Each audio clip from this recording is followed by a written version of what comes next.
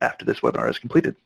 So thank you again for joining us today for Authoring Tools Accessibility, New U.S. and European Requirements. Today's speaker is Michael Gower. Michael has been working in the accessibility field since the 1990s. He is a senior consultant with IBM and currently works in accessibility research in charge of IBM's Global Accessibility Checklist. He is also active with the W3C's Accessibility Guidelines Working Group, and Michael has carried out over 100 needs assessments for persons with disabilities.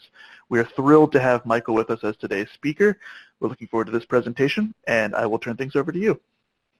Okay, thanks very much, Kevin.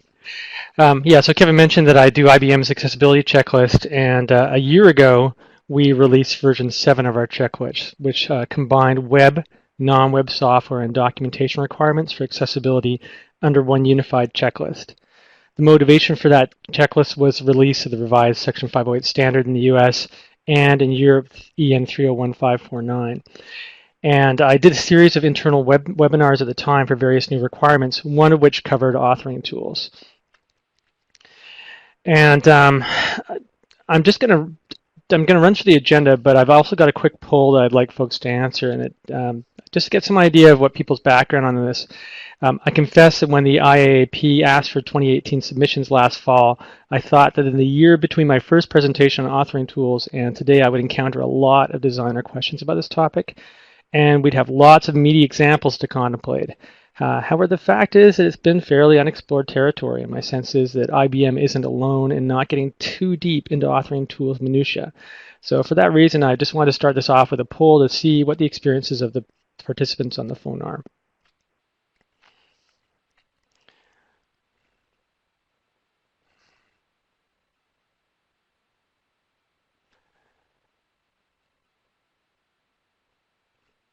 Okay, so far there's a classic dichotomy between half the audience having significant experience with authoring tools and half it having limited or no experience. So I will attempt to strike a balance between those two and get into the weeds in a few sections and float across the water gracefully in other areas.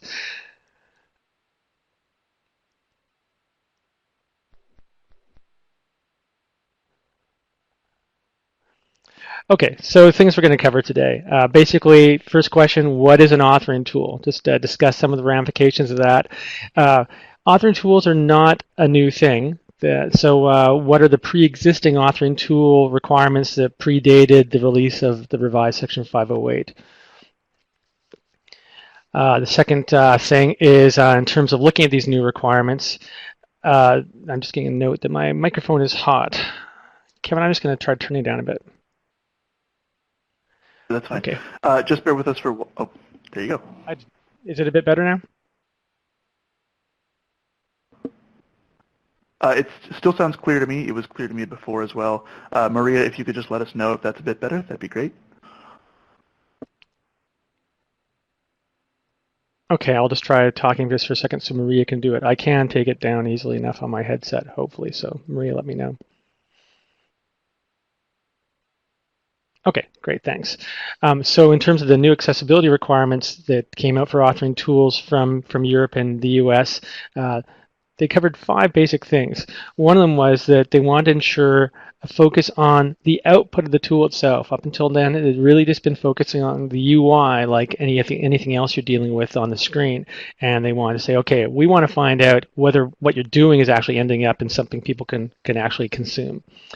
The second one, kind of in line with that, was making sure that authors are being urged or prompted to actually make their material accessible. A lot of authoring tools frequently have the ability to save in different file formats. So when that happened, for instance, if I save something in Microsoft Word and then I save it as a PDF document, are the things that PDF can make accessible being preserved in that conversion between file formats? Also, a lot of authoring tools offer an ability to have built-in templates. And templates really can have a major determination about the success of what ends up coming out the other end of the pipe. So are there accessibility options within those templates? And finally, and this is a European-specific requirement, in a situation where issues are detected, is there any ability to assist someone in repairing those things right away? once we've looked through all those new requirements as well as the existing ones, I'm going to try to break down things according to just job role within a typical development lifecycle. Okay, I'm moving on to slide 3. So what is an authoring tool? The European definition is nice and short and succinct: software that can be used to create or modify content. Now, the Europeans go and put a bunch of notes to qualify that, and they really end up at more or less the same thing as the U.S. definition, which is any software or combination of software, so you can have a software suite, and whether you're using it on your own or you're using it with a team, when you create or modify the content for anyone else, including other authors, that's an authoring tool from the perspective of the US. Now, there's a lot of things that people might think about off the bat that make sense for that kind of thing. And I mentioned Microsoft Word, any kind of typical software that allows you to create material. It could also include things like video suites. But there are also things that are not necessarily always local. For instance, development suites or developer suites and environments, be they local or on the cloud. There's also, of course, been a lot more focus over the last few years on content management systems and also learning systems, and those tend to be always authoring tool capable. And finally, just in the whole social world we live in now, Facebook, LinkedIn, any of those kind of software social sites are all going to have the ability for people to publish content. And ultimately, the ability to publish content is what really gets tied in with an authoring tool. I'm going to look at those different scenarios in detail. Okay, on slide 4, one of the things that allows you to investigate these things is to look at what other authorities besides just the standards bodies are providing. And there actually is a standard, a recommendation specification that comes out of the W3C, the same folks that give us the Web Content Accessibility Guidelines, and it's for authoring tools. So it's the Authoring Tools Accessibility Guidelines. Now, they are web-specific. They don't cover non-web software, which is very much the consideration of both the European and US standards. But there's on slide 4 in the notes, if you're following along, I've actually got a link that goes out to their definition of authoring tools. And I just grabbed some of what is a very large list of things they provide. And I've got about 8 of them up on the screen here. And it ranges from what you see is what you get, HTML editors, right down to software for creating mobile web applications. And also amongst there is all the kind of things you would think about in terms of social media, blogging, wikis, online forums. Those are all considered part of web authoring tools. So on slide 5, one of the real challenges is, starting to determine if something is in fact an authoring tool. For the purposes of accessibility requirements, there needs to be an ability both for the author to create something with potentially accessible considerations, as well as an ability for a tool to preserve that information. So something like plain text, it offers real no accessibility considerations. So generally speaking, I tend to draw the line at, is it a rich text editor? And that's, if you have an ability to control the formatting of text in some way, if you can insert images or video or anything like that. And this is another good determinant. If there's a preview mode, then usually those are indications it's going to be an authoring tool. At the other end of the spectrum, if you've just got a standard HTML form where the user is going to populate a text field and check off some checkboxes and radio buttons, that doesn't really offer any ability to do any kind of rich text control. So I would not consider that an authoring tool. One of the things in discussion with Bruce Bailey, I was asking him from Access Board, I was asking him about their experiences, and he said they'd had a lot of questions, and inevitably the answer to, is this an authoring tool, has been yes. So my really quick quip about this is that if you have to ask, it probably is an authoring tool. If folks want to have a more refined take at what constitutes an authoring tool and what to do about it, Hewlett-Packard has a really nice decision tree demo, and I'm not going to go into it here, just time permitting, but if we've got time, I'm going to flip around back to it. Sam Ogami from HP Accessibility and Aging Program Office developed a decision tree flowchart. And so you can kind of not only determine if something is an authoring tool, but what portions of Section 508 apply to that. So it's specific to the American view, but it's very handy. So I'm hoping we'll have time to flip back. For those of you who went to the site earlier, that is the attachment that I included along with the PowerPoint deck for today. So as mentioned, we'll hope to slide back to that later on. So I just wanted to pause at this point on slide 6 and just ask if there's any questions or observation about what constitutes an authoring tool, because it's, for those of you who are new to this area, it can be occasionally confusing, and certainly there was a lot of discussion amongst IBMers about this when it came out. If anyone does have any questions, feel free to enter them into the chat now or send them to webinars@accessibilityassociation.org. And there are a few folks connected over the phone, so if you would like to ask a question, that's #6 to unmute your line. I'll be able to see that and kind of let us know that you're ready to ask a question. So we'll just give everyone a few seconds to do that now.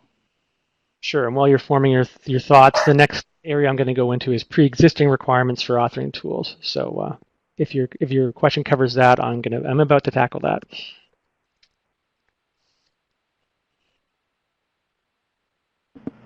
I don't see any questions coming in. I don't see anyone muting their line, so I think we can proceed.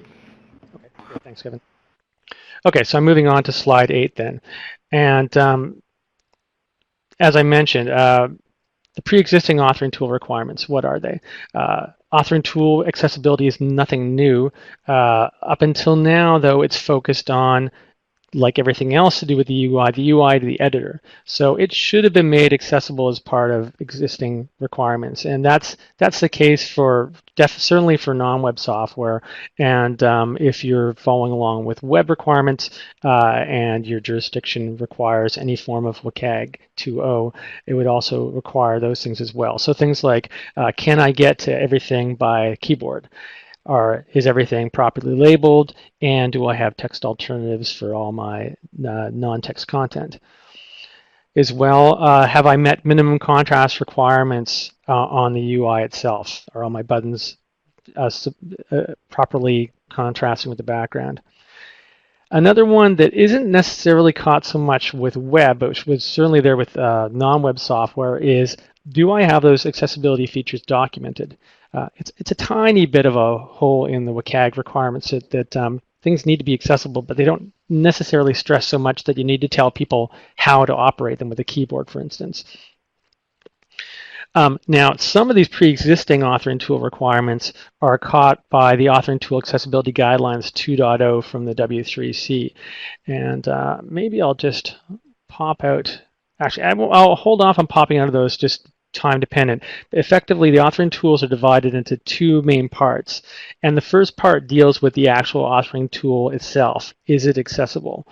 One thing I do want to qualify with the ATAG requirements is that they're not built into any of the standards that I'm aware of, like the Web Content Accessibility Guidelines are. So I'm going to be referring to them a lot of times, and for IBM's accessibility checklist, we should certainly make use of them, but they're not themselves something that is required as part of 508 or 301-549 that I'm aware of.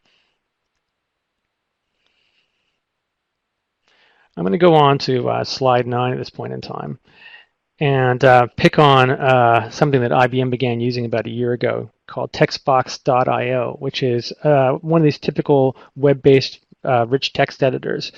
And I've got a screenshot on this slide that shows the interface of this. And it's pretty typical of any kind of rich text editor.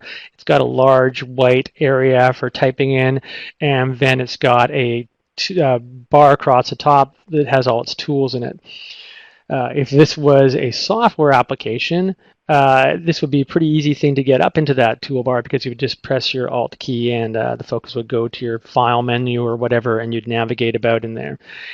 That's not such an easy thing to do in the web. So as soon as I ran into this Textbox.io application, I thought, okay, well, how do I get to the toolbar by keyboard? There's no obvious way to do it, and I don't see anything on the screen telling me how to do it. So pre-existing, it's just something to do with the UI, and all these examples are. The second thing I wanted to point out here is that if I do manage to figure out how to get my keyboard up into what is a black bar across the top of the UI, if I select something like I say I choose a bullet list for my text, the indication of something being selected is just a kind of a dark gray. So I have a dark gray button on a black background, which is not easy to see at all, and I'm pretty sure would fail minimum contrast requirements as IBM would require them. Kind of similar to that as well, if I'm moving between these buttons by keyboard, there's a thin blue line that tracks across the icons. And again, so you now have a thin blue line in a black background. It's not very visible, and depending on what contrast requirements you need to follow, it could very well fail those. I also mentioned the idea of making sure things are labeled properly. This is kind of a classic thing that happens a lot in web, in that there might very well be tooltips on each of these icons that are across the toolbar. I've picked on one which is just an icon of it looks like a stick person with their hand stretched out, and it's not an intuitively graspable thing if you can see the icon, and if you can't use a mouse, you can't roll over it to find out what's going on. It actually ends up being that's the accessibility checker, so it's a pretty important thing to do if you're trying to look at this from an accessibility perspective. But as far as I can tell, there's no way by keyboard of making those tooltip labels appear. The last thing I'll pick on this UI is that in the lower right-hand corner of the main text entry area, there's an icon which I would recognize as being an indication of a tagging, and it's the shortcut to get to the source content view of this work, but there's no indication of how the heck I can get down to that little button with my keyboard. Going to slide 10. There's another thing that comes into this, and I mentioned this earlier as well, and that's to do with documentation considerations. It actually does turn out that documentation exists for textbox.io, but you can't get to it by keyboard. So in order to find out what you need to what shortcuts there are for a keyboard, you need to somehow magically know how to get to the inaccessible documentation, including, ironically, there's actually a shortcut for that accessible code view. So, I realized if I could hit Control-Shift-U, I would actually get a look at the code view of the rich text information I'm putting in. As mentioned, that's frequently something that falls short, especially for web applications. And I think one of the things that's going to happen from this newer requirement from Europe and from the US is people are going to be paying a bit more attention to the existing UI of their especially web applications, and making sure that they are themselves accessible. Okay, so I just wanted to pause again at this point in time on slide 11 and just ask if there's any questions about the UI of editors. I'm going to go on now to talking about the newer authoring tool considerations, but since about half of our audience isn't that familiar with authoring tools, I thought I would again just pause for a moment to see if there's any questions. So once again, that is #6 to unmute your phone lines, or you can enter them into the chat. I don't see anyone typing or anyone unmuting their lines, so I think we're good to go. Okay, great. I'm going to move on to slide 12 now, and this is where we kind of get into the meat of this webinar, and that's talking about the new authoring tool accessibility considerations that came out of the US and Europe. And there's 5 basic things that happened in the US. Probably the most important from the UI perspective is that they expanded all the requirements of the Web Content Accessibility Guidelines 2.0 to all ICT. So it doesn't matter if you're making desktop software or web software or mobile applications, whatever, you have to follow the WCAG and meet the WCAG 2.0 A and AA requirements for all your UIs. And as well, they now focused on something that had never really been done before, and that's measuring the output from the authoring tools.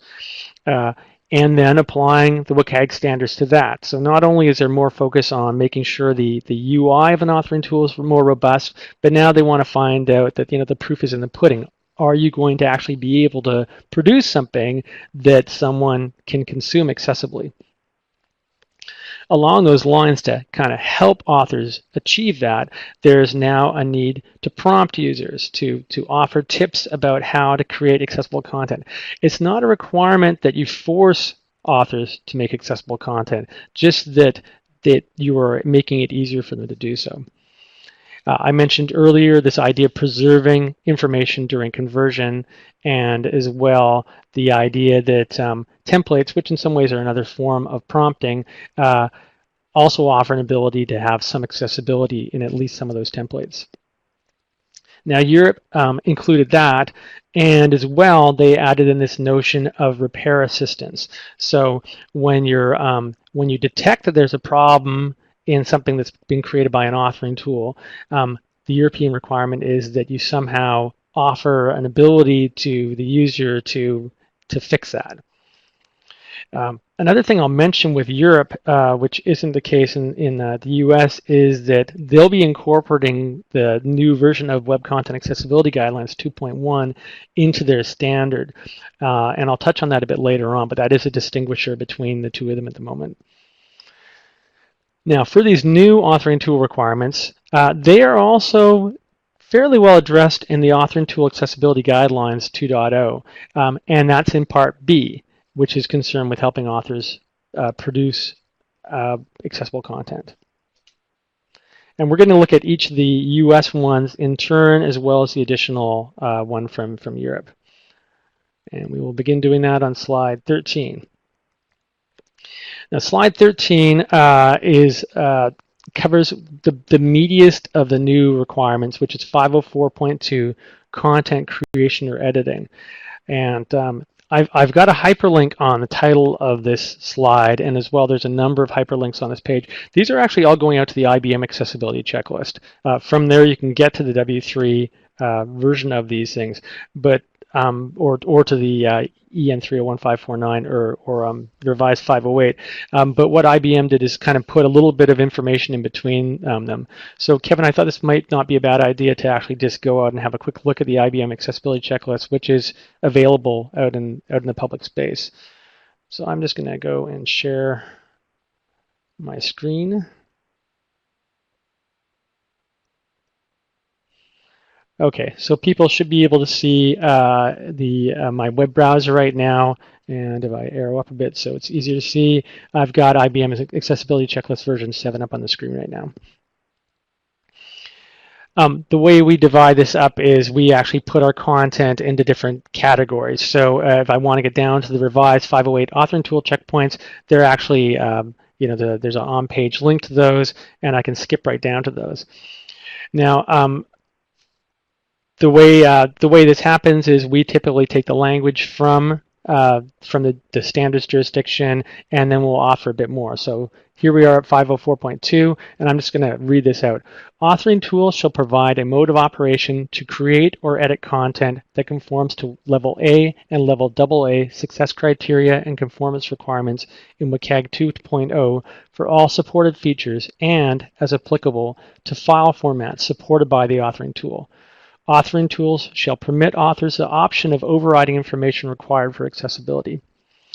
And then it's got an exception there. Now, I'm going to tackle the exception separately, so I'm not going to follow that, but let's just dig in for a second to what we actually offer for our checkpoint here. So our checkpoint starts off by giving the title and then repeating that information I just read out. We tend to have a very short rationale about what this is. And then I offer some subsections on here on some of the language inside the US standard. So what constitutes an authoring tool? I tackle a little bit about what the mode of operation means in that phrase, and also for all supported features. And people can read through there to get a bit more background than I'm going to go into on this presentation. And then what we have on each of our checkpoints is a list of general techniques.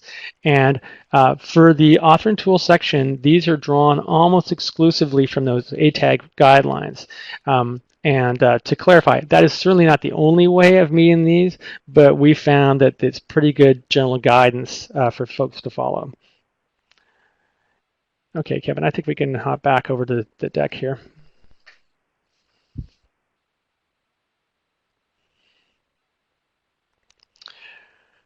Okay, so I wanted to kind of go through what exactly that means with that language and with quite a bit of that information. And the real key to this is that suddenly it's concerned about the output.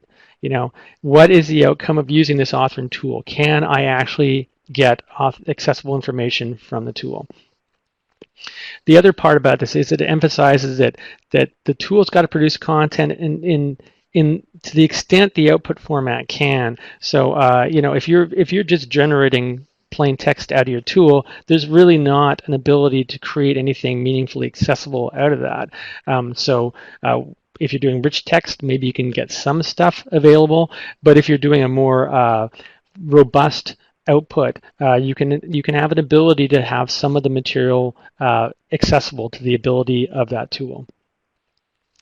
The other important part of this is that you measure the output against all of WCAG, and which is, you know, dozens of criteria, but some of them are better candidates for most circumstances.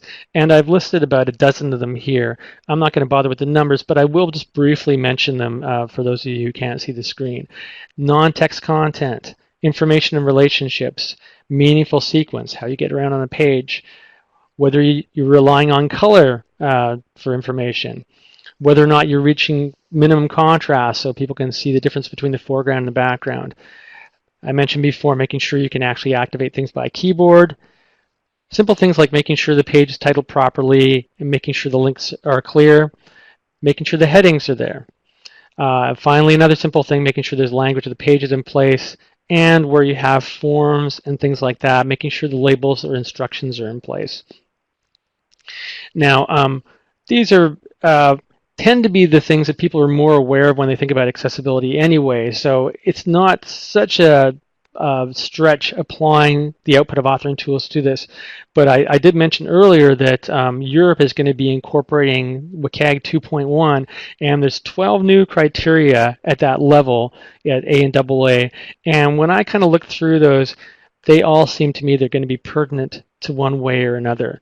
So that's going to become interesting over the next year as people begin applying the new WCAG 2.1 requirements to authoring tools for that jurisdiction as well. On slide 14, I just wanted to pause for a moment and talk about the exception to 504.2 because it had us scratching our heads a little bit when we came across it. I'm just going to read it out. Authoring tools shall not be required to conform to 504.2 when used to directly edit plain text source code. We had a lot of back and forth discussions with Access Board about what exactly this meant, and at the end of the day, our advice is to essentially ignore this exception. It's really intended for a really simple product like Notepad that doesn't really do anything except let you enter text and save text without any real attributes to it. And even in that situation, it only applies when the tool is in edit mode. So it's concerned with, you know, if you're in there editing or adding content, you don't have to worry about having, you know, being worried about being accessible in that case. But most editors offer the ability to save in multiple file formats. You're still going to have to think about that part of it, and we'll get to that in a minute. And most editors also quite often offer the ability to parse their raw code. So you start to see color coding of elements and things like that. So immediately at that point in time, you're enhancing it just beyond plain text, and you have to think about that. I'm going to do a bit of demo on that specific thing later on. And again, getting back to my previous advice, as soon as I see any kind of preview mode in an editor, I tend to think, okay, well, it's massaging the information in some way, so there's got to be some way of modifying the presentation and programmatically matching that. So most of the time, I think this exception can be largely ignored.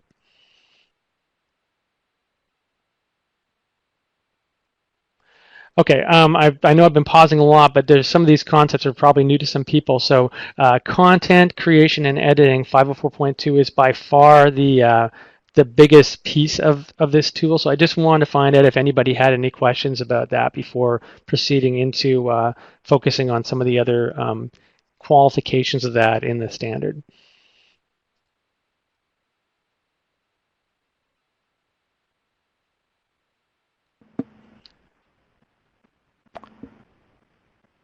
Once again, I don't see anyone typing or anyone going on mute, so feel free to proceed. Great, thanks. Okay, so on slide 16, there are several kind of subsections of 504.2, and the first one of these is 504.2.1, which covers preservation of information. And if I'm not, maybe I won't bother reading out, and I got some time. Authoring tools shall, when converting content from one format to another or saving content in multiple formats, preserve the information required for accessibility to the extent that the information is supported by the destination format. Now, we touched on this a little bit before, and I just want to emphasize that, if you only save plain text, it's not going to be very valuable to you. But if you, for instance, have a Word, let's just pick on Microsoft Word for a moment. Microsoft Word has the ability to save in a number of other formats. And so if I choose PDF, for instance, as a save as, the expectation would be that to the extent that I've got accessible information in my Word format, when I save it as a PDF document, it should be preserved. To me, this is especially relevant to thinking back to those content management and learning systems I was talking about earlier, where the user, the author, will put in information and then the tool goes and kind of morphs that into a bunch of outputs. So that's really where I think the focus is going to end up for authoring tools on this. I will mention that there's another qualifier, this one, and it's covering 504.2.2 PDF export. Now, IBM does not do a lot of PDF output. It's not a tactical delivery system for us, so I haven't delved into it too much, but I will observe that it's specific to when you release version 1.7 PDFs. If you put those out, they also have to meet the newer UA1 specification. I'm probably not the best person if you got really detailed questions about that, but there is some more information on the link on this page that goes out to the IBM information about that. I'm just going to slide along to slide 17 now, and this is just a visual affordance if anybody likes pictures. What I've done is I've grabbed a shot from the Connexa Learning Content Management System, and it's an image that shows the author entering information once, it goes into this LCMS system, and it goes through, a transmorgification, as Calvin and Hobbes would say. It takes that single source and it puts out a whole bunch of outputs. So you can get it as web content, you can get it as print, or it can go to your personal devices. There's a whole bunch of different ways it transforms that equipment. There's going to be a requirement now that to the extent it can be accessible, it should be for each of those formats. And as well, you're going to be reporting each of those formats if you're doing, I think, the reporting properly. So you would have, any failures for each of those transformations captured separately if you're actually going to be filling in a VPAT to report the accessibility of your product.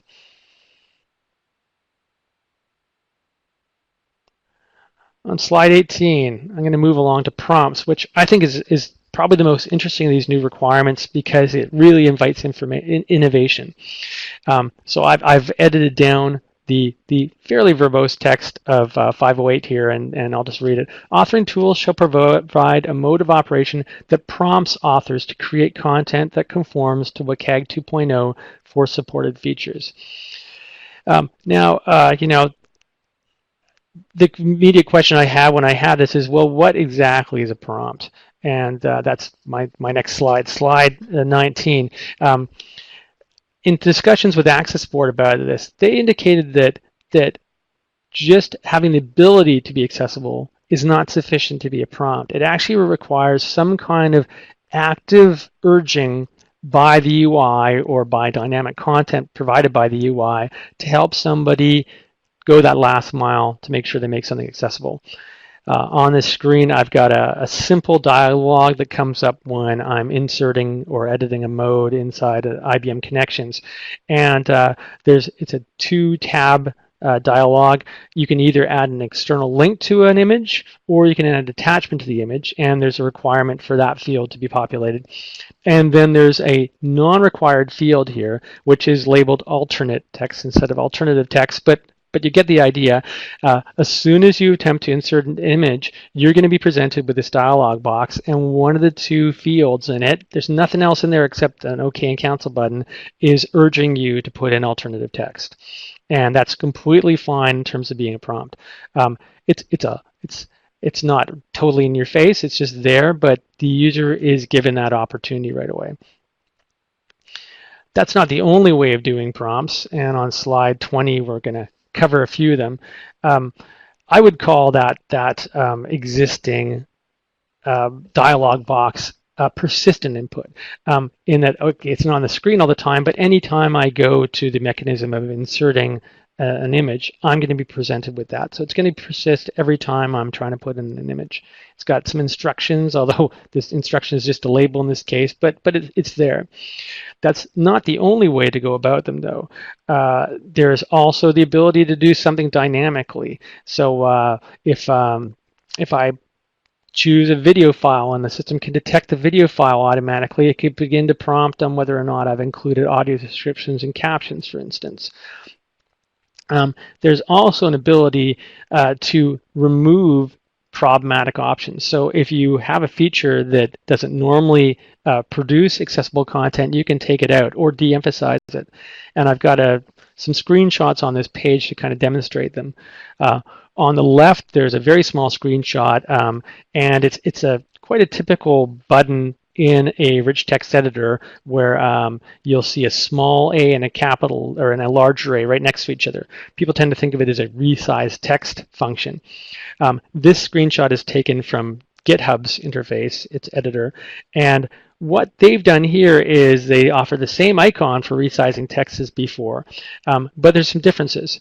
The first is that when you actually hover over top of that icon, the information that's displayed is add header text.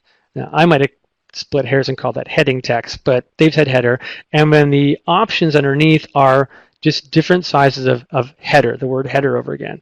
And if you choose one of those, it will make the text bigger, but it will also programmatically make that into an H1 or an H2 or an H3 heading.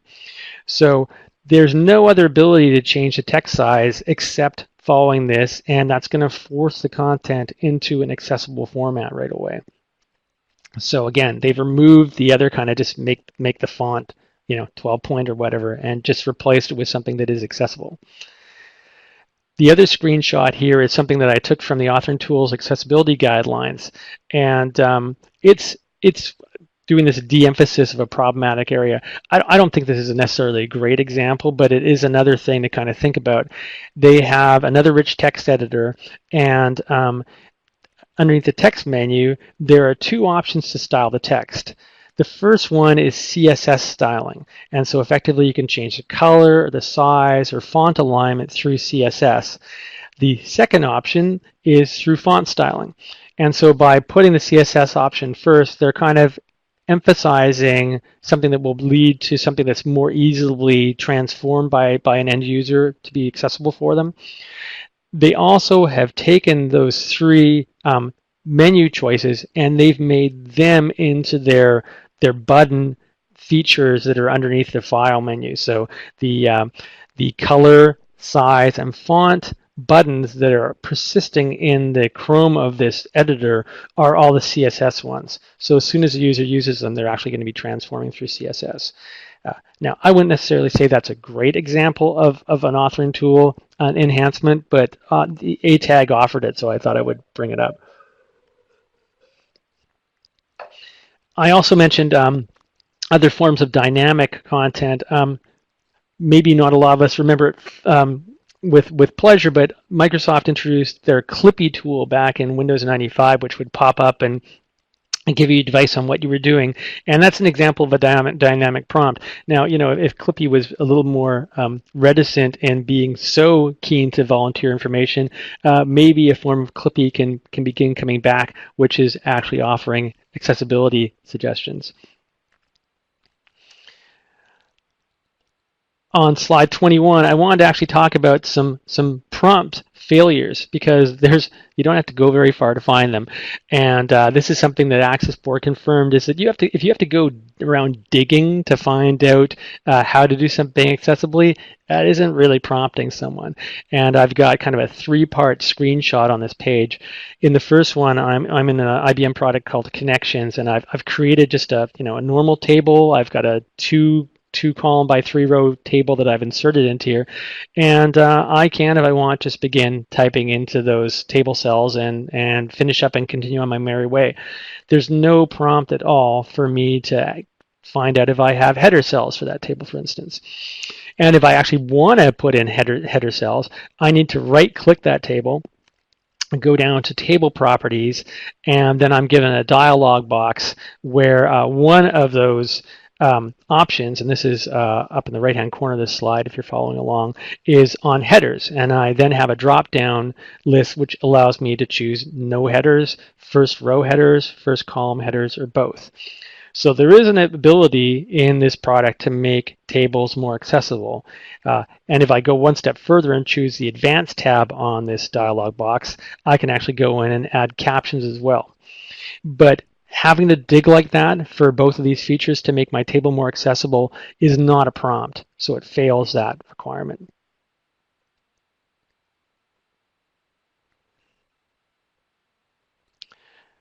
Okay, I also wanted to do a demo at this point in time on prompts in a plain text area.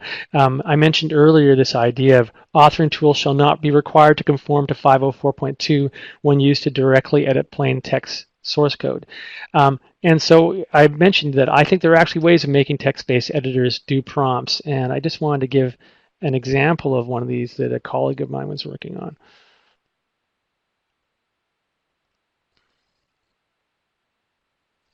Okay, so on my screen right now, you should see what, for those of you who do some developing, should look pretty familiar. It's a web-based editor for code, and it's so the main content window has a bunch of white space where I can just begin typing, and typical of a lot of code editors, each line of my code is numbered. So I'm just going to press enter once on this. There are other features of this tool, but I'm not going to focus on them right now. So when I press enter, a new line opens up, and the second I type an opening bracket, I immediately get a dialog box, if you will, that opens up, and it's a two-sided dialog box. On the right-hand side, it's giving me a list of every HTML attribute that I could possibly put inside this tag. And on the right side, there's a corresponding help for that tag. So the first one that comes up is A, and the information I see is the HTML anchor element A defines a hyperlink. And then there's an actual link to online documentation. Probably, I suspect, that online documentation link would fail contrast with its background, but I'm not going to pick too much on this tool's shortcomings and talk about some of the cool things it does. In this list, I can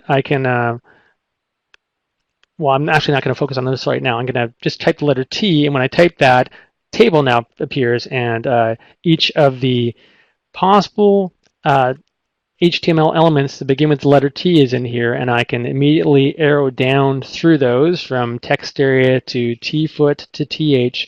I get information on each of those as I go. Now, if I go back and just select the table attribute, it then puts in table opening and closing tags. And this is kind of par for the course for a lot of these kind of editors.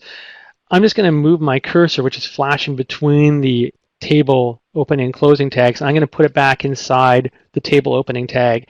And I'm just going to try to put a role into this table. This is not necessarily going to be following the correct formation of HTML, but I'm just going to give some demonstrations. So I just use a keyboard shortcut to open up that prompt we had for the tag prompt, and this time it's actually opening them up for the role, and it recognizes that the role is ARIA, so it actually labels that as being an ARIA feature, and then it gives a whole bunch of information on role in the right-hand side, describes the role the current element plays in the context of the document, and there's a whole lot of information there. It goes on for screen loads of information in this small blue box. What Karen McLeod did, the person who created this, was she actually parsed the entire ARIA specification and the HTML 5.2 specification and used that to populate the contents of each of these. So if I choose that role, it then puts that in as an attribute inside the table element and puts in the double quotes to allow me to put in an attribute. And I can again bring up at this point in time a list of all the legal ARIA roles that take place. Same thing happens. I can choose alerts, alert dialogues, applications. None of these are necessarily logical things to give a role of a table to, and there's not that level of smartness in this tool at the moment that it will only give you the ones that make sense for any attribute. But the important thing is here that it's actually forcing the user, if you want to think of it that way, to actually take proper syntax, and that is a requirement in WCAG 411 that you actually have the ability to parse your code properly and cleanly. So I thought this was a demonstration of a way where I would call these prompts. They're helping the user actually write code accessibly, and it's going to follow the requirements of ARIA. I'm just going to escape out of here for a minute. And I'm going to add in one more other thing through this. I'm just going to add in, I'm going to put an opening tag, and I'm going to type IMG for image. And as soon as I do that, there's a little blue underlined squiggle that appears underneath that. I'm just going to, actually, I'm going to make it a bit easier on it. I'm going to type in IMG, choose the image tag, and let it put in the closing image tag as well. The opening image tag has a small blue squiggle line underneath it. There's also, to the left of the source code line, a small eye icon that's come up. And if I get my cursor by whatever method into that underline part or over to the icon beside the line code, I get a message saying the alt property must be set for image tags for accessibility. Now, they have not made this a failure indication. They've made it an informational indication because there's other ways besides using an alt to actually make an image have a label. But this is, again, I would suggest this is a way of prompting the user that, if you added an alt for that, if you get that property of the image, you're going to make it more accessible immediately. Okay, Kevin, I think we can switch back over to the deck here.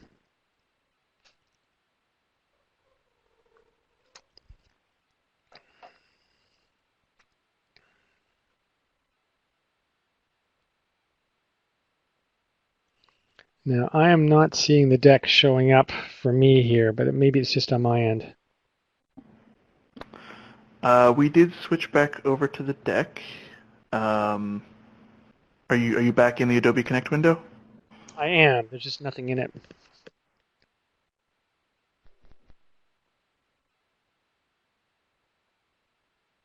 How about now?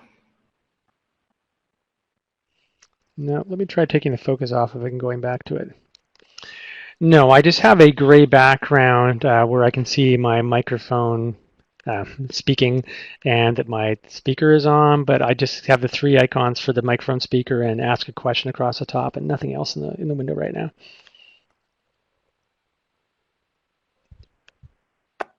That is an interesting issue. Sharon, do you happen to have any ideas about that?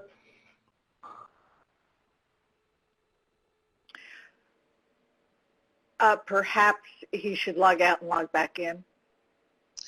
While I'm doing that, maybe people can think about questions in terms of prompts, because I think this is a really, there's lots of real possibilities for creativity and great design enhancements for prompts. And if anybody's had any that they'd like to offer, or any questions about this, you can kind of put those on while I log out and back in.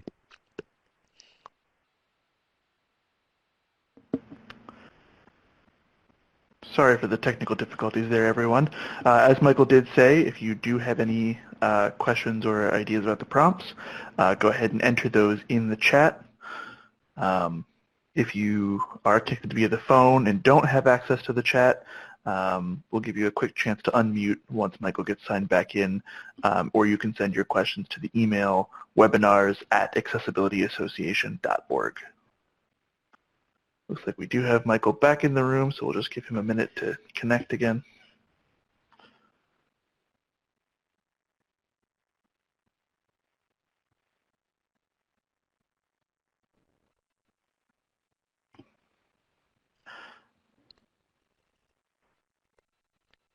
Michael, just let us know when your audio is ready.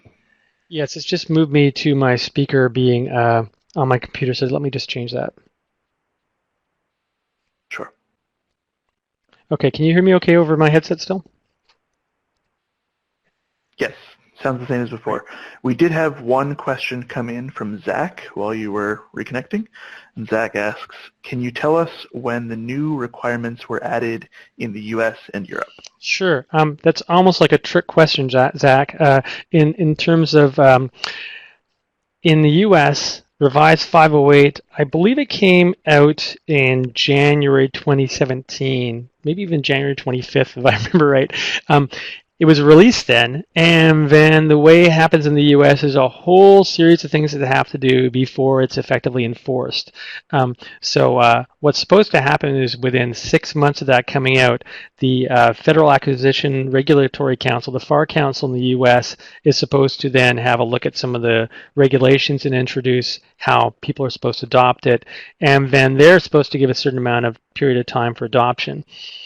That's typically, I think, in a 1-year window, which means as of 2018, the beginning of January 2018, it should have been adopted by various departments in the U.S. federal government. There were delays in the FAR Council doing that, and I'm actually not probably the best person to say where that is in the realm of things in the U.S. government. Ironically, I'm in Canada, so I give advice on U.S. and Europe standards, even though they don't actually affect me in Canada. I'm just going to see. I've got a coworker, my Mark Jollick, on the line, and he might have some idea about that. Otherwise, Mary Jo Mueller, who's our real standards guru, would be able to answer that specifically. For Europe, what happens in Europe is they have their EN 301549 standard that comes out, and it works in concert with the European Accessibility Act to kind of give enforcement to member states, and then it's up to the member states about actually adopting that into their own timelines and their own jurisdictions. And as you can imagine, with a whole bunch of member states, not everybody actually gets stuff done on the timelines they're supposed to, and so it can be a bit of a patchwork quilt. I think the polite answer to this is that it's required now in the U.S. and I think as of this September in Europe, with the WCAG 2.1 happening next September. But I'd have to do some research to really be solid on those answers, I'm afraid.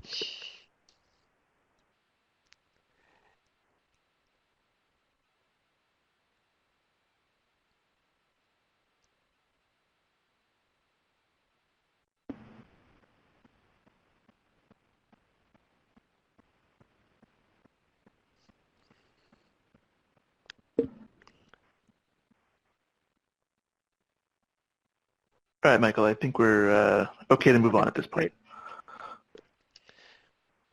Okay, so I'm moving to slide 24 then. And I'm just going to reposition this so I can look at some crib notes I've got in the background. Okay, so we're moving on to templates. And templates is kind of a cool area as well, I think. a lot of authoring tools will have pre-built-in templates that happen. And I'm actually going to read an edited version of the US language that I've got on the screen. Where templates are provided, templates allowing content creation that conforms to WCAG 2.0 shall be provided for a range of template uses for supported features. Now, there's a couple of key words in here, and one of them is the word range. When I asked for clarification from Access Board on it, their response was, well, a range means not everything's got to be accessible, but one is not a range. So it kind of needs to be more than one of the templates authored is actually accessible. Europe goes one further than that and says that they don't all have to be accessible, but you need to label them as being accessible where they are, which makes sense because if you're trying to produce accessible content, if some of the templates are accessible and you have no way of knowing which they are, it doesn't really help you achieve your goal unless you're going to do a whole bunch of testing. So I think the European requirement makes a lot of sense. And IBM actually, in our 504.4 rule, made a ruling you have to indicate what they are, and that allows us to exceed 504.4 in the States, but meet the European equivalent. The other part of this that came up is, does it apply to just prepackaged templates? In other words, if I create a content management system and I offer some templates and some of them are accessible, do I then meet this requirement? What happens if authors use my content management system to create their own templates? Am I responsible for those? And that's a question that is worth contemplating. You might remember the language that they used in the U.S. is for authors creating content for others, including other authors. So do templates count for the author-created templates as well as the prepackaged ones? The other thing I'll just note here is that really, templates are, if you want to think of it this way, another potential way of providing prompts. So they kind of go in concert with 504.3. I think I would like to take a second just to read out what ATAG says about this, because they actually define templates as follows. Content patterns that are filled in by authors or the authoring tool to produce web content for end users. Examples are document templates, content management templates, presentation themes. Often templates will pre-specify at least some authoring decisions. So they state that providing accessibility templates can have several benefits, including immediately improving the accessibility of the content being edited, reducing the effort, and demonstrating the importance of accessible content. And those are, I think, all really good points. I'm just going to slide along to slide number 25 and tackle this question of author-supplied versus prepackaged templates. IBM has a product called Connections, which is our accessible social collaboration suite, and it has a lot of templates if you go in to use them. But as far as I can tell, they seem to be exclusively post-installation author-created templates. So I did some exploration. For instance, if I create an activity, it gives me an ability to reuse my activity as a template, which is what the screenshot here is offering me to do. And I'm not going to spend too much time on these screenshots because this is maybe a bit too IBM-centric.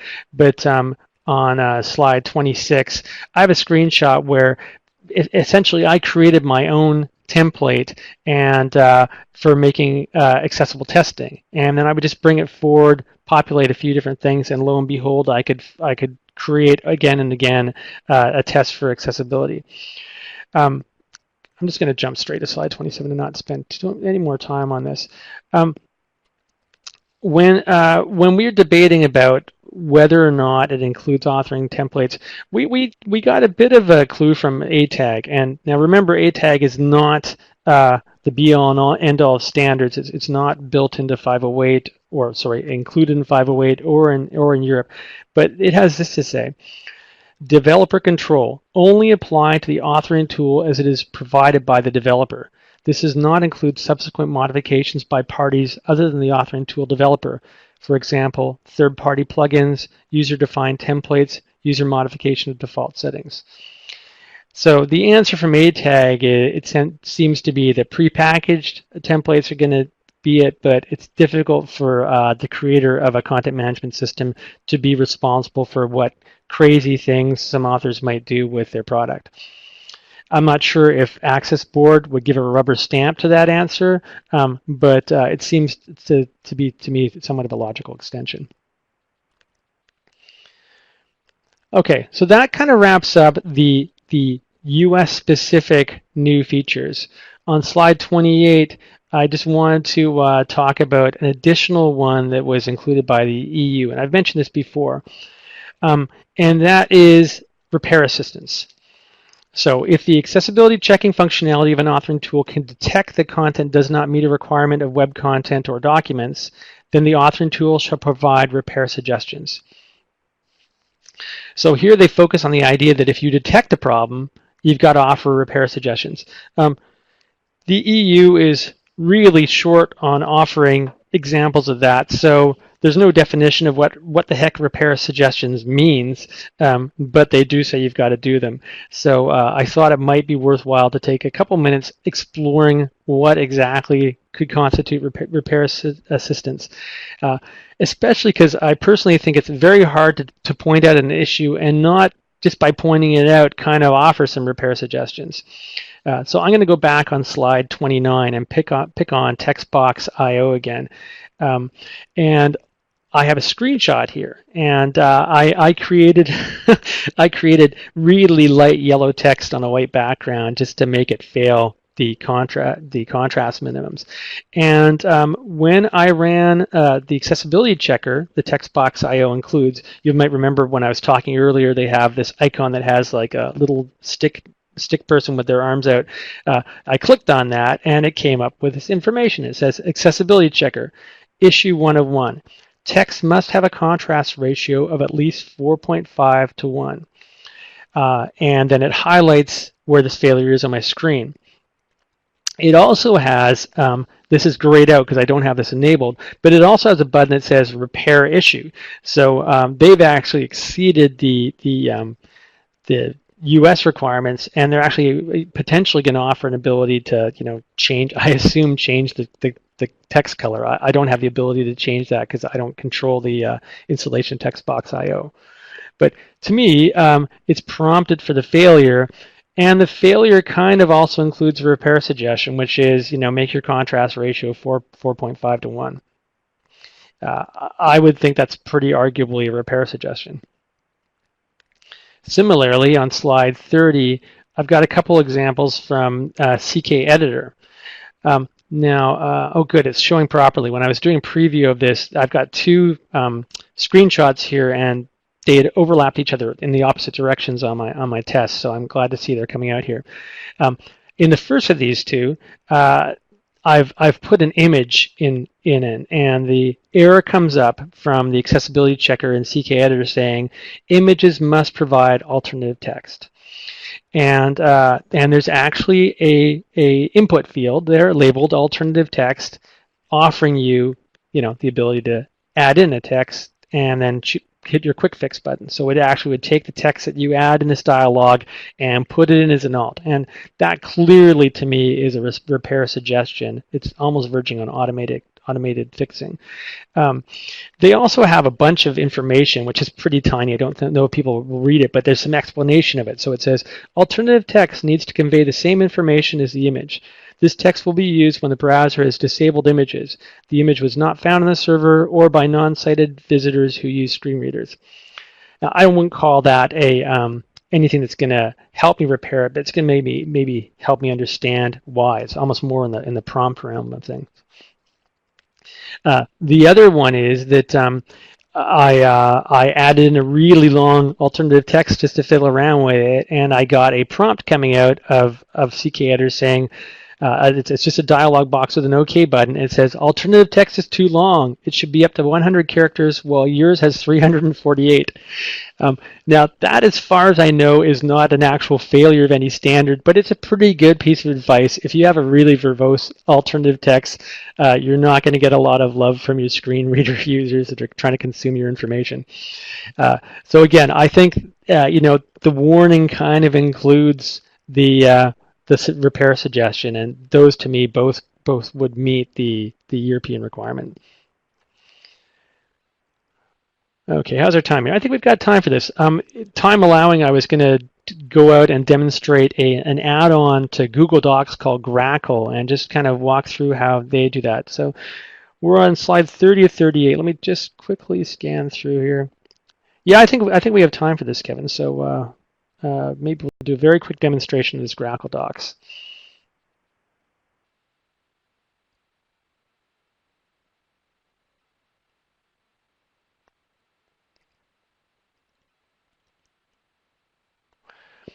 Okay, so on the screen right now, you should be seeing the interface for Google Docs, and which is very similar to Word.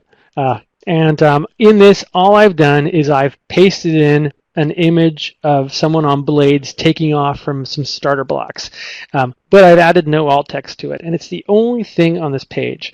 I've named my file, but other than that, I've done nothing. I've installed the Grackle Docs add-on. So I'm just going to go up to my File menu, open the add-ons, choose Grackle Docs, and then launch that. And when I launch it, it's actually very similar to a lot of accessibility checkers, including IBM's Dynamic Accessibility plugin. And it brings up a little side panel. It says accessibility check. There's a recheck button, and it's flagged 2 document errors. And they say document title is required, and document language should be specified.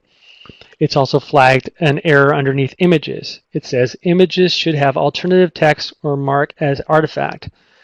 There's also some warning. There's a warning on headings. There are no headings, but it's saying there's warnings. Headings should be used. A single H heading 1 should be used. Headings must be properly nested. So there's all these kind of stock warnings it's got in. Interestingly enough, it's past my tables, even though there aren't any, and there's a warning on landmarks. Now, if I go into one of these, I'm just going to go into the document title as required hint, and it says not defined using the title style. No paragraph is marked as title. And then there's set document title, and it's edit. And there's a checkbox inside this tool that says use the Google document. So if I check that box, it then says take the Google Doc title as the name of the document. And the second I did that, it then automatically added it into the document and updated its check. So the only thing that's now an error in the document section is document language should be specified. So here's a tool that detects, it's a checker, so it's going to detect things. And then when I actually go into each of those problems, not only does it give me context of what the problem is, but it really gave me assistance repairing it. I didn't even have to go into the code to fix that. It just grabbed it and put it into the document itself. This is a free add-on to the product. So where Google Docs fails to do this, there's add-ons that give you that functionality. I'll leave it to you to decide whether or not you'd be able to have a successful argument with with the U.S. Access Board about whether an add-on by somebody else allows your product to conform as an authoring tool. Okay, Kevin, I think we'll stop there because I know there will probably be some questions at the end.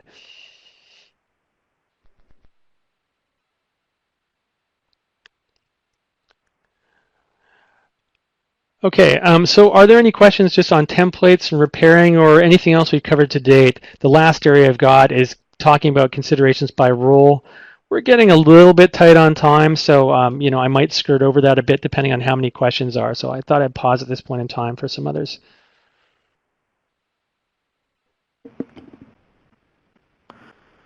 Just a reminder, if you would like to type in your questions, you can enter them in the chat. Send them to webinars@accessibilityassociation.org if you prefer email, or if you are over the phone, you can go ahead and unmute yourself with #6 and ask now. I do see there is one phone line that is unmuted, so if you do have a question, I'll give you a couple seconds to ask now.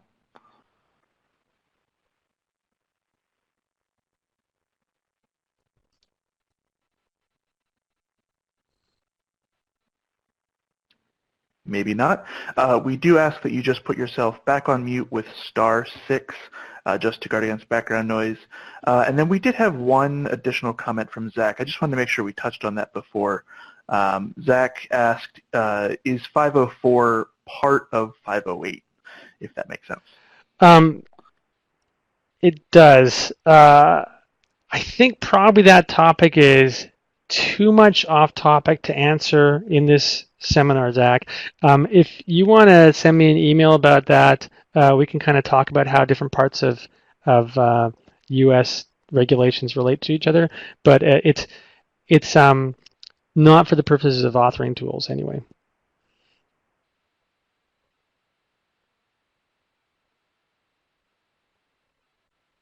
All right, I think we're good to move on. Okay, so I thought that something would be useful to do here is to kind of break down from sort of typical roles in a development lifecycle how these new regulations affect you. So I've got information on designer considerations, developer considerations, tester considerations, and manager considerations. And that's how I was planning to wrap up the talk. So with not too many questions, I think we can delve into this. So designer considerations. I think designers could actually have a lot of fun and a lot of interesting challenges with authoring tools. The very first thing designers or architects are going to have to do is do some assessing of ready-made editors and figure out what features they have, what abilities they have to make things accessible, what the output of them is like. Generally speaking, my experience is that you would not make your own rich text editor. You're usually going to grab one from somewhere else. So this is a real key thing to be focusing on. I mentioned before, I think there's a lot of really neat opportunities for coming up with ways of prompting users. This is really kind of a new area, and as I hope was kind of clear from the Grackle doc, there's really interesting ways of adding value and meeting this requirement. Something that I'm sure is going to be happening more as this gets traction is you're going to be going back, and because you're paying attention to these new tool requirements, you're going to start to notice things that are lacking in your existing process in terms of UI. And so one thing to flag here is my expectation is the focus on authoring tools is going to having you going, oh, this UI could use some better work, or we really need to buff up the keyboard accessibility of our UI. An important thing for a designer to remember is that you don't need to force people to make accessible content. It's not like you need to put your authors into they have to. I wouldn't make, for instance, it's something necessarily required field because there might be other ways of an author achieving it. So, it's to make it accessible. You're going to enable users, not enforce them to be accessible. Automated tools. We had a couple different demonstrations of automated tools that offer repair assistance, and I think there are some real abilities to do some cool tools there and some interesting enhancements to the UI. And finally, this is something that in a lot of places your information designers are part of your design team. So making sure that the documentation on how your UI is accessible, how to get to places by keyboard and stuff, is actually included as part of your wireframes, and just making sure that you're thinking about accessibility earlier in your process and documenting how it's done. Then if it's in the wireframes, it's going to come along and your developers are going to see it and act upon it. For developers on slide 34, a really interesting question is, what mechanisms are going to be that I have in this toolkit that I'm using in this library are going to be useful for prompting. How accessible are the dialogues and what other things are available to me in widgets in the library I'm using. You're going to have to pay real attention to making sure that when you prompt users or make repair suggestions that you do so in an accessible way. It's really easy to offer prompts and then accidentally trigger page reloads when the prompt goes away and the users lost their prior point of regard, and they have to spend a whole bunch of time getting back to the task they were doing beforehand. So making sure there's elegant and user-focused interactions. As I mentioned with designers, for sure there's going to be things you're going to have to revisit in your existing UI because they just weren't focused enough the first time around. And finally, you're going to have to tackle to some degree how you're going to handle, what is actually in your organization's purview. So, do you handle templates? What do you in your development team need to do to address those? For testers, the big question is it an authoring tool? And our advice to testers is really, anytime you got an input mechanism where output is incorporated into the content, you need to assess it as an authoring tool. And a lot of the time, that's not going to take a great deal of effort. If the only thing that comes out of that authoring tool is text, it's pretty easy. It doesn't apply, and where it does, you're just gonna end up having a whole bunch of NAs. If there's no video, it's going to be NA for all those things when you kind of compare it to the WCAG 2.0 standard. So you only need to report on the things it can do, and you're gonna in IBM we actually do a whole nother basically VPAT, if you want to think of it this way, for the authoring tools. And so there's going to be a whole bunch of NAs to do with the output and whether or not it's accessible, because the product might not have an ability to do a bunch of things that are in WCAG. You're going to test the creation of content in your tool as a tester. So you're going to make sure the prompts are accessible, the repair functions are accessible, the templates are accessible. You're going to make sure those documentation features are keyboard accessible, things like that. And then most test situations, you're actually going to have to populate the templates. You're going to have to actually fill in the tool and then test the output of the tool. So you want to have a look at it with the default output and see what that's like. Then you're going to save it as each of the different forms of output it has. So if you have a product that puts out comma separated value, but it also puts out Excel spreadsheets or PDFs, you're going to want to make sure that that anything that's in one format is preserved in the other. And by the way, comma separated values would be another example, something that I think you'd be hard pressed to figure out any way of making that accessible, because it's just text with comma separation. And finally, we have a recommendation that people test the default output of the tool.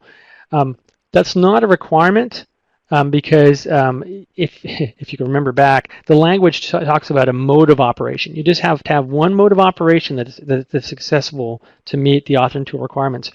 But the default one is going to be the most likely one to do. If you focus on the default, you're going to be addressing what the typical user encounters. And as well, if you test the default, then you have a baseline for checking with 504.2.1 with the preservation, if it's going to be preserved or not, relative to the default mode of output. On slide 36, I'm a manager. What do I need to worry about? Well, the biggest question that managers usually have is, how can I control risk? There are several things that are going to make your life easier. One of them is that you're going to have to look and see what your architecture decisions are. What are your platform and tool choices? Because they're going to end up dictating a lot of the feature sets you have. I mentioned with designers, they have a tendency to adopt a pre-existing rich text editor. Well, making sure your architect is taking that into account when they're making those decisions will be a big benefit. I never like emphasizing this because it's kind of a negative way of doing it, but you're going to have to weigh the value of expanded functionality. Whenever you add more functionality, you're now going to have to say, okay, well, what are the ramifications of that from an accessibility perspective?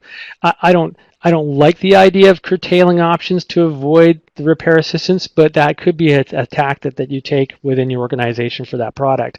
You pull back some features that aren't accessible, and so you kind of reduce the functionality for everyone rather than have the functionality reduced for some people and end up with a failure for your reporting.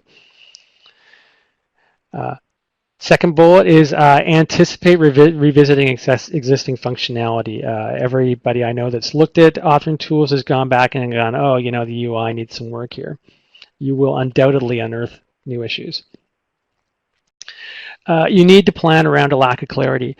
I really did think when I did the presentation a year ago at IBM and proposed doing this, that the year would give us a whole bunch of clarity on this. We'd see a whole bunch of stuff getting done. It just hasn't happened. So, you know, I would prepare for a bit of churn during your discussion about interpretation. Hopefully the material I've given today and the stuff that's out on our site is clarifying, and the Access Board has been releasing some information as well. And the last thing is to know your markets. If you release products in Europe, you're going to have to take into account that repair suggestions, and you're also going to have to be more mindful of the WCAG 2.1 adoption and the 12 additional A and AA requirements that are going to come in with that, because authoring tools are also going to have to address those.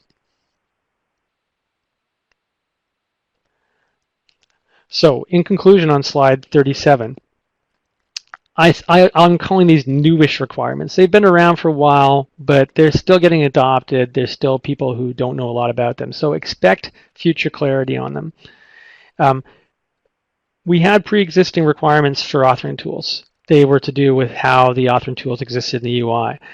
Now we've qualified those by saying they have to meet all of WCAG, and then these requirements now broaden it to also think about the output. And so those are the kind of two really differentiators between the old location and what we're dealing with now. You got to extend it to WCAG, and you got to think about what the output of your tool is.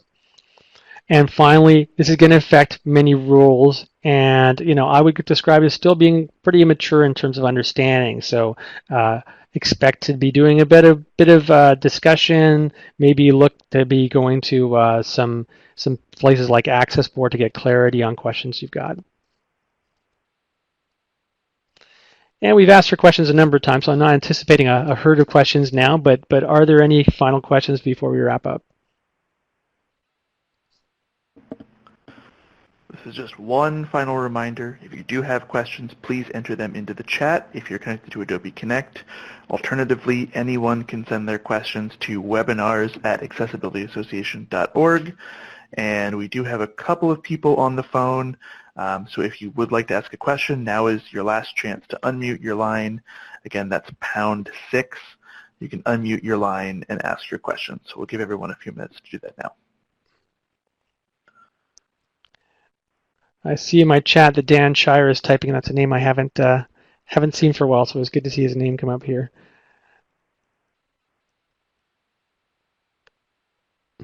And it must be pretty big because he's still typing. Dan, for context, is a retired IBMer who works with the Canadian government, who are in the process of doing an Accessibility Act. So I think it might be aligned to that. Okay, so Dan says, for information architects doing wireframes, are there current tools that will lend themselves to better documentation of look and feel? I know Adobe is working on something, Dan. In fact, Bo Campbell from IBM is actually working with them on it, but I'm not really aware of what the status is on that. What I've seen doing is more process recommendations. You know, you've got your wireframes. I've seen some people actually have an entire panel of that which just talks about accessibility. So they might actually have one that captures keyboard interaction for the whole thing, including capturing what documentation needs to go in. It really is going to depend on how your workflow happens in your shop. So short answer, I haven't seen any products that are doing an amazing job of it.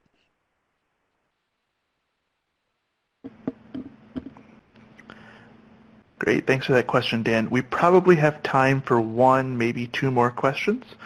So we'll just give everyone a few more minutes to type them into the chat or send them to webinars@accessibilityassociation.org.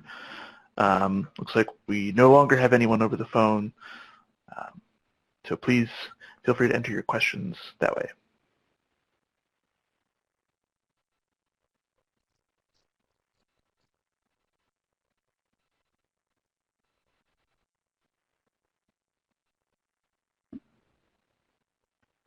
All right, I don't see anyone else typing, and I didn't have any emails come in, that does conclude our webinar.